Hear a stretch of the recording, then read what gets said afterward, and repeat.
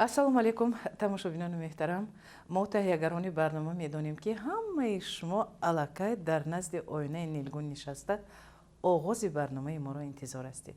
барномаро сар мекунем.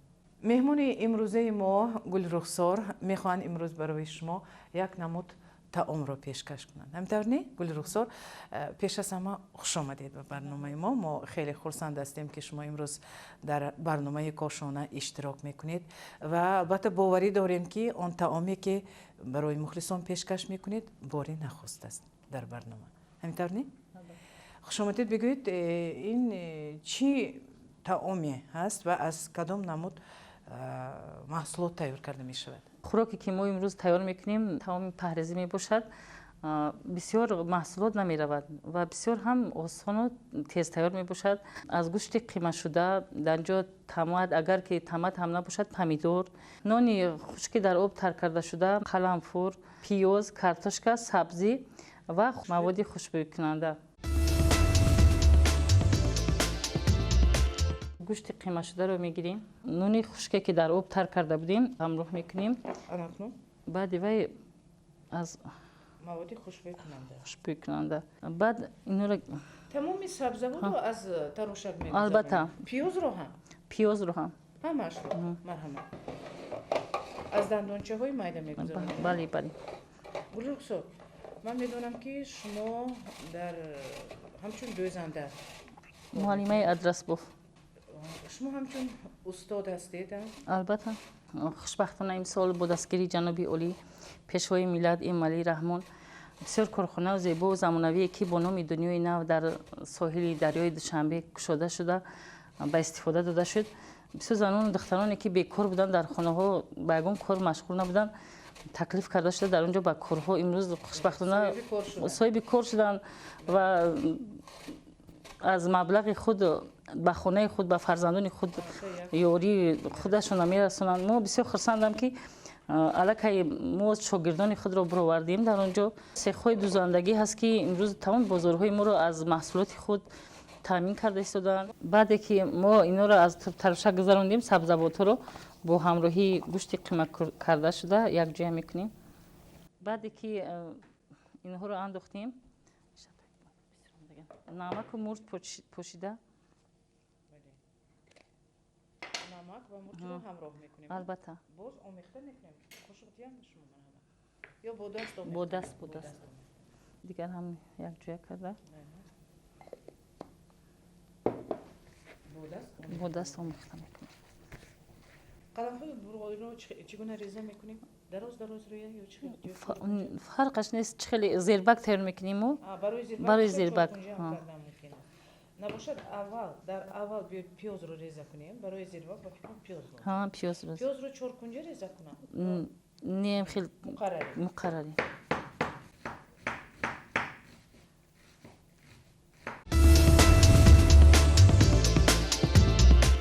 محصولاتی که یک جای کردیم پورا آمیخته کرده با مانند یعنی سقاچه که لولچه کرده میگذاریم. البته. شما که در همین کارگاه دنیای نو کار میکنید در اونجا بیشتر کاربان‌ها بیشتر بانوان البته اونجا بسیار معیوبان هم هستند. بسیار بانوها هستند که کار میکنن. من میخواستم که فهمم فکر و اندیشه آنها نسبت برنامه کاشانه ما چی است. وقتی که ما در سر میز میشینیم زنها و دختران ما هر کدامشون روز شنبه بازار در کاشانه چی نشون دادن در برنامه شما گفتن نقل میکنن از روی یکدیگر نوشته برای که همون چیزی محصولاتی که شما تیار کردین هم خیلی با مزه اومده. گفته من هم خوشبختانه چند سال میشید که همین کاشانه شما بسیار چیزها رو یاد گرفتم.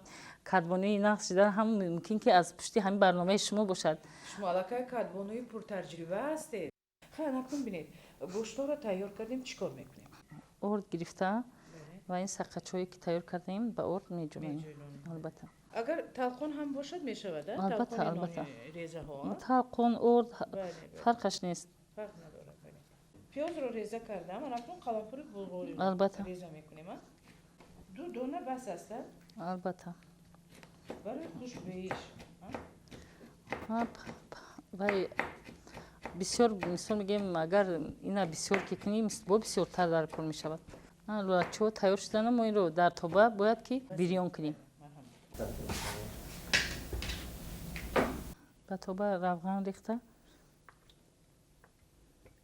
ками равған меандозем? албатта равған ки гарм шуд дар равғани гарм лӯлохӯро меандозем.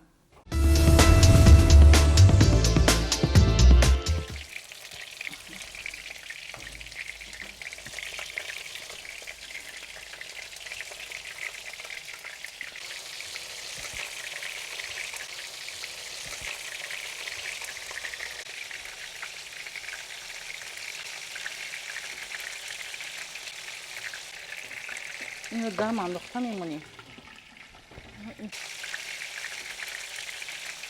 در این توبه هم روغن انداخته محصولات های مونده رو پیاز و قرنفل رو میزبونیم.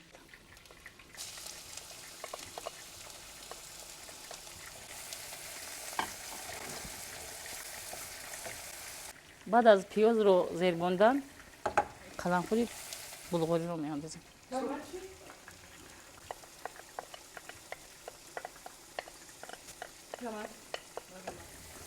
حالا کمتر پس می‌گذارم.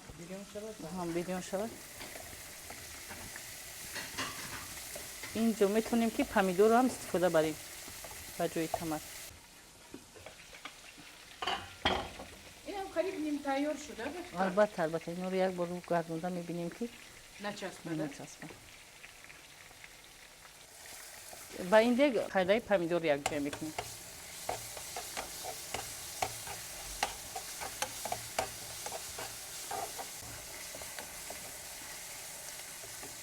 با این نمک یک جای میکنیم. با چینی تب نمک یک جای میکنیم.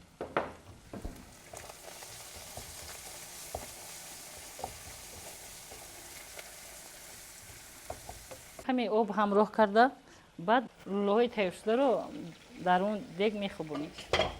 میچینیم ها؟ البته. بابای علوی پستا موندن در تو. پس کردم. ما پس کردیم. همه این لوها رو میچینیم. زیربک میچینیم ها؟ البته. سیری اساسی همین خوراکی که ما حال پخته استادیم در همین است. ما اینو در همین زیربکی که تیار کردیم جوشیده استاده میخوبونیم.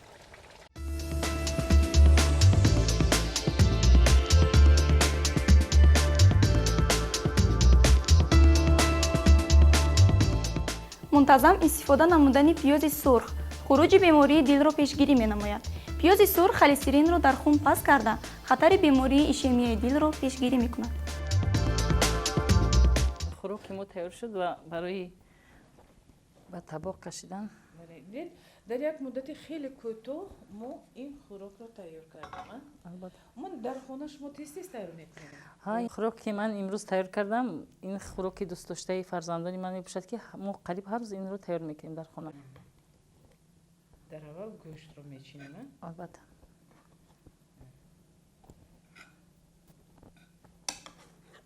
شما که کادبانوی علاقه پر تجربه هستید بگویید که کدوم نمودهای طعام رو در خانه بیشتر شما تیار میکنید؟ تمام اوقات‌های ملی که هست ما در خانه میپزیم. من برای فرزندانم تمام نمودی اوقات‌ها رو میپزم. تشکر. از این برنامه من فکر میکنم که تمام مخلصان یک بهره برداشتن از صحبت‌های شما. ما خیلی میندار هستیم که امروز خواهش ما رو رد نکرده در برنامه اشتراک کردید. هنرتان رو به مخلصان پیشکش کردید. به شما موفقیت‌های کلان آرزومندیم. همیشه تنصیحات و خانه آباد باشید. سلامت باشید. بینندگان گرامی، با شما هم اولو خیر خوش میکنیم.